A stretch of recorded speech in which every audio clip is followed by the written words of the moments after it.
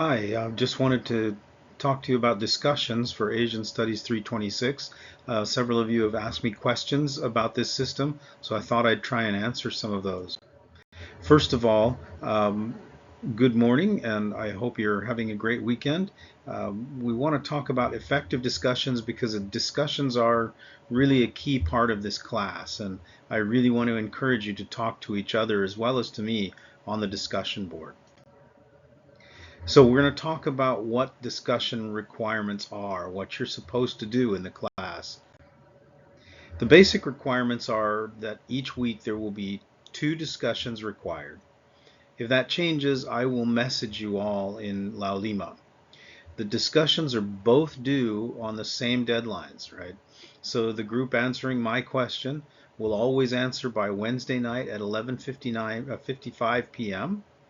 For both discussions, and the group posting responses has to post your first response by the Friday night each week at 11:55 p.m. So further discussion then after Friday night will be counted up to Sunday night at 11:55 p.m. But you have to have your first discussion posted by either Wednesday night if you're answering my question or Friday night if you're responding to another student. This is true even though Laulima does not make it possible for me to show the due date of Wednesday and Friday. I have to make a due date of Sunday for the whole thing, but you do get credit if you post by the deadline, and if you don't post by the deadline, then you don't get credit even if you have posted by Sunday night. So make sure that you meet that deadline for your first post.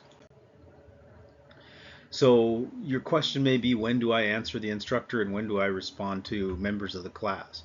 Basically, you'll be doing both every week.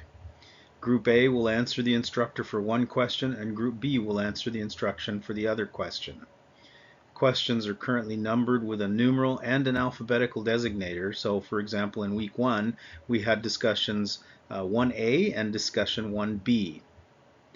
You can think of these as referring to the groups. So discussion 1A should be answered by Group A, and Group B would then give responses to other students for discussion 1A. Discussion 1B should be answered by Group B, and Group A will give responses to other students. Remember that your answers to discussions, whether it's to me or to other students, must be a minimum of 200 words. That's required. If you don't have 200 words, then no matter how good your post, you won't get any points for it. And I will let you know that you didn't make the 200 words. So make sure that you do write 200 words. Here's the group list. So Group A, we have Princess, Caitlin, Jiqing, Joshua, Mia, Brandon, Tamlin, Porter, and Dana. In Group B, we have Cameron, Lauren, Joshua Hicks, Trevor, Megan, Ryan, Cindy, Brianna, Micah, and Arisa.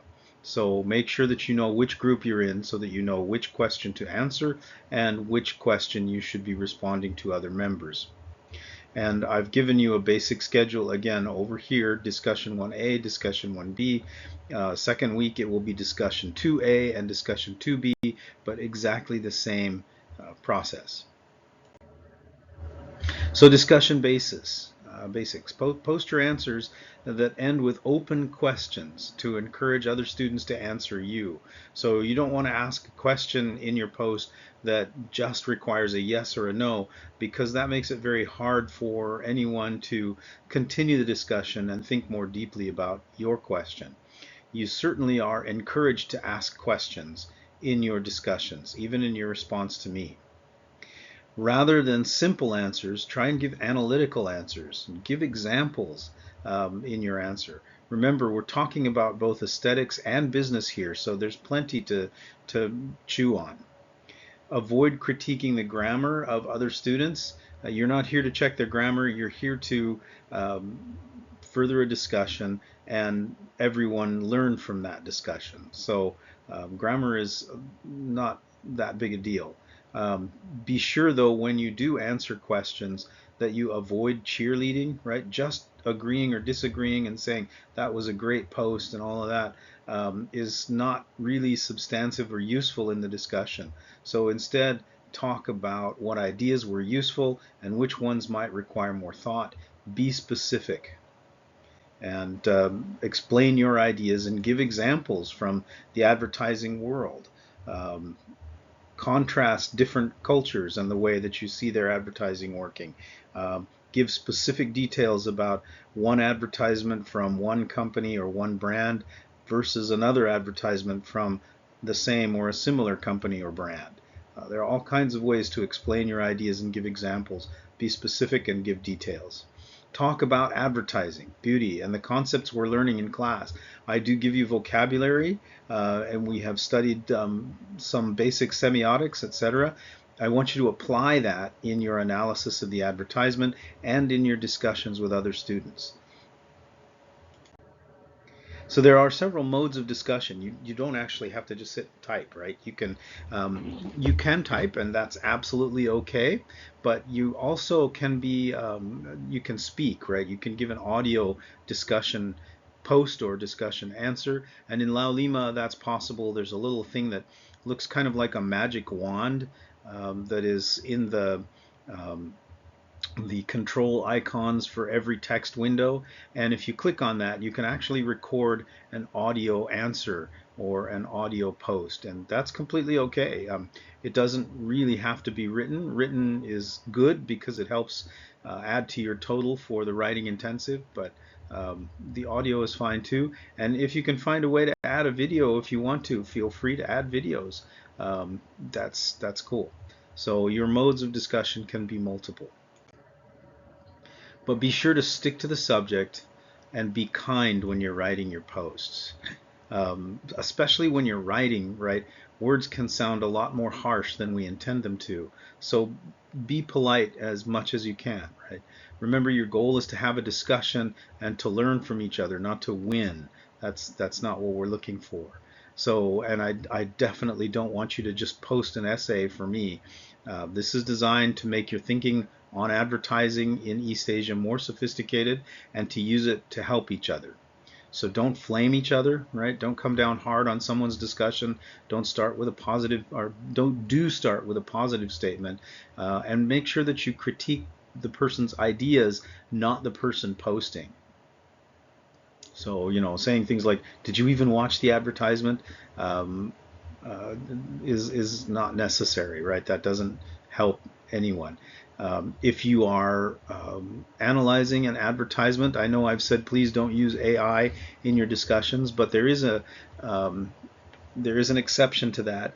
I have no problem at all if you want to use AI to translate an advertisement so that you can analyze it. So if you don't, for example, read Korean, then feel free to use AI to translate an advertisement that you want to analyze from Korean into English. Remember that the English won't be perfect and the translation might be not very good, but at least it'll give you something to analyze, right? Um, and so when you do that, just tell us that you've translated it. That's completely okay. So also make suggestions when you're discussing someone's work, right? Give the person you're responding to positive suggestions, not just "wow, good job," but here's what you could do to really help this out, right? Or here's what you might think about in your next post if you really want to go into this idea. Not just be supportive, but also give them ideas that will help them to continue to improve their analysis, right? And remember that you make mistakes too. So don't just come down on someone for their mistakes. Be self-conscious about it and help them out. That's the whole thing. Help each other to learn. There are some recognition prizes that I give out for discussions. So I give a recognition prize. Whomever posts the most gets 1 point for each discussion. Whomever posts the best post in each discussion gets an extra point. Whomever encourages the most extended discussion gets an extra point. And whomever provides the most useful feedback gets 1 point extra. Now, in each discussion, this doesn't mean that I will give all of these extra points every time. If I don't find someone who meets the criteria, then I won't assign that point. But generally, as I read through your posts, I can't respond to all of them, but I want to make sure that I give credit to those of you who are working hard on it, and also encourage you to continue thinking and working on it. So I do read every post, and I will give extra points for those of you who achieve this, and they will be, different every week. So posts are all worth 1 point each. And then you'll also, so you first of all, you get a point for an answer to the instructor. You get a point for a response to a student. So if you're in group A and you're supposed to respond to the instructor, you get a point for doing that. If you're in group B and you're supposed to respond to another student, you get a point for doing that. So basic total points will be 1 point. And then you might get an extra post or extra point for one of these prizes that I have written down here over on the left, and you might get an extra point for extended discussion after Friday night. And if those things happen, you can get up to 3 points for each discussion, but 100% is 1 point, so anything beyond that is extra and helps your grade. So thank you very much, and I hope that discussions are more understandable and you find them useful. I'm looking forward to reading more and more from you about various different things. So take care and have a great weekend.